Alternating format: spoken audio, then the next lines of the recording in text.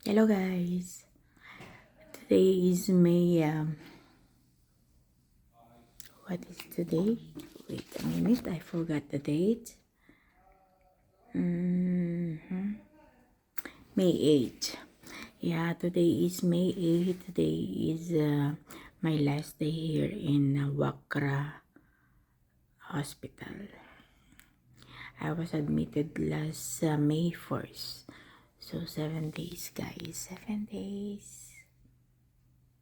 Yeah, and today I want to say bye-bye for now. Hopefully everything will be okay, and when I come back here, my old problem will be done. I freeze for this.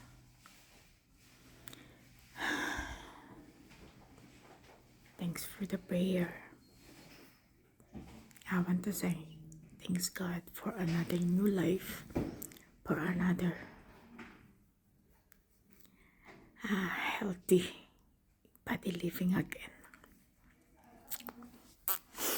Masaya na naman tayo guys. Ayan. So mga nakamiss dyan, ito na naman po tayo. At tayo ay nakaimpake na. Ayan. Nakaimpake na yung mga gamit natin guys. Yan ay some fruits and medicines. Of course, ayan. Yung ating mga wipes, water. At ito na. Nandito na yung ating medical recharge report. And take note, 14 days yung aking leave.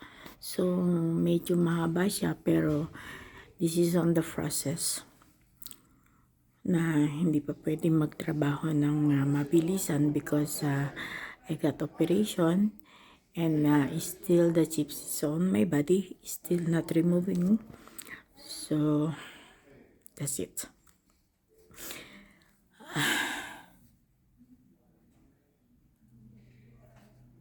Fighting alone. Being a OFW is very hard. So, sa mga OFW dyan, ingatan nyo yung sarili nyo. Kumain kayo ng tama. Huwag kayong abusado sa sarili. Huwag kayong masyadong magtipid. Tayo yung nagtatrabaho. Para bumili kayo ng vitamins nyo guys. Ayan, huwag niyong pabayaan na mawala ng vitamins ang katawan nyo dahil yan lang ang suporta natin habang tumatanda at nagkakaedad tayo guys, no? So, this is it.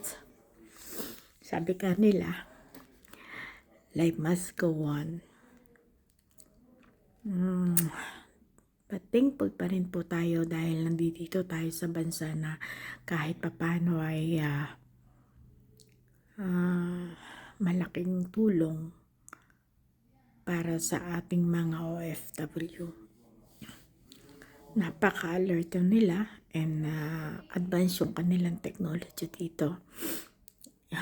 In one day, the pain will gone, but you will wait for the process of healing.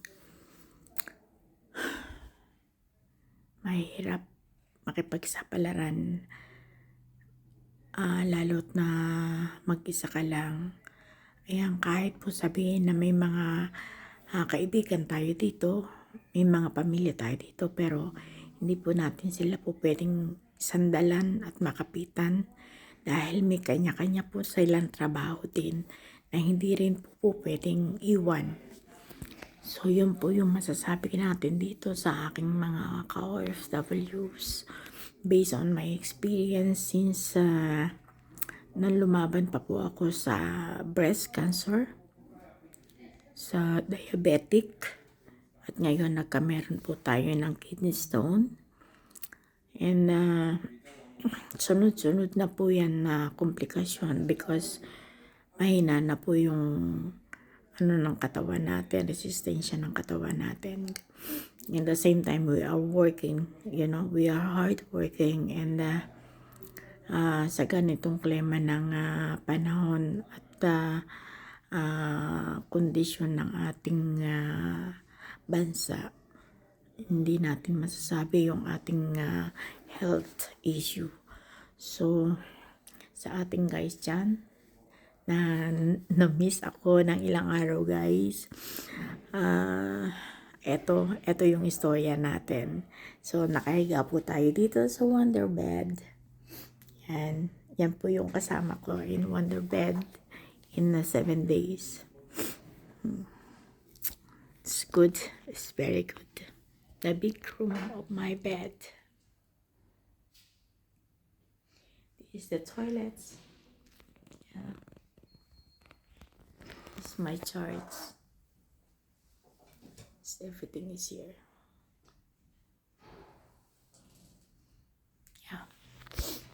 Yeah. So, ayan.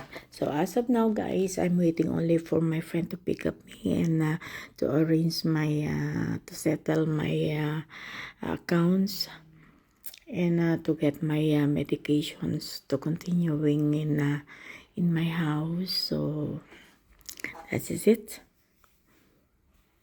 Maraming salamat po sa mga nakaalam na may sakit ako at na nag-pray.